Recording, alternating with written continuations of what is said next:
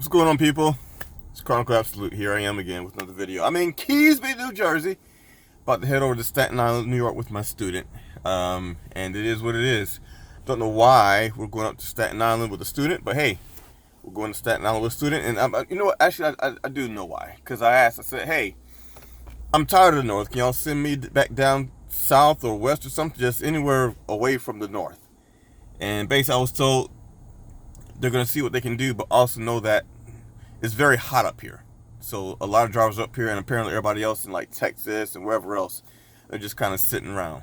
So they may send me out of here, but then they may send us back because it's hot up here. You know, there's lows everywhere. So anyway, I got my student. We were doing a back up here in Keysby, New Jersey, and we saw a spot on the right hand side. So we ended up driving down just a little further, doing a U-turn, and basically getting set up. Now my student, he's fairly good when it comes to backing, but in this case his setup wasn't exactly perfect. Now it wasn't anything that he did wrong per se, but I guess what I'm saying is when you're doing your setup for backing, you got to make sure that your trailer is set up as well. So it's not just your truck. It's not just making sure that your truck is in a perfect position. What about your trailer?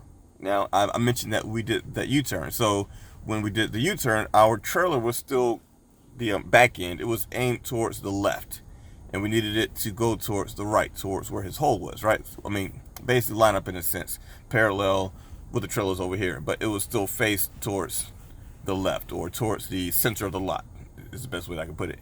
So he did his back like he normally would, but because the back of his trailer, the rear of his trailer was still aimed to the left when he started his going to the right and then back over to the left or whatnot, it wasn't exactly perfect, Also consider that, hey, like Keysby, New Jersey right now, it's got space, yes, but it doesn't have a lot of space, right? So it can be a little bit of challenging. So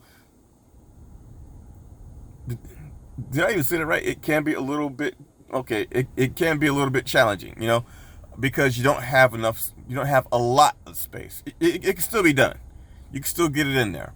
But if you're used to like wide open spaces and I can just get, this doesn't have that, right? So you have to take into consideration, well, hey, the distance between this side over here and this side over here, and I got to do my back between both of these two sides.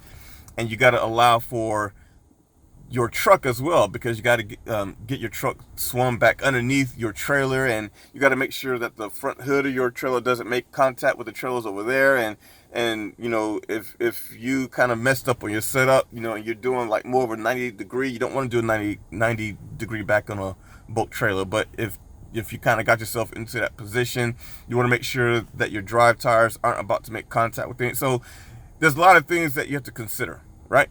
So setup is absolutely key. It's absolute key when it comes to backing. Again, my student, he's fairly proficient, but there's always those little bit of, every back won't be the same. There's always going to be the little bit of a nuance in every little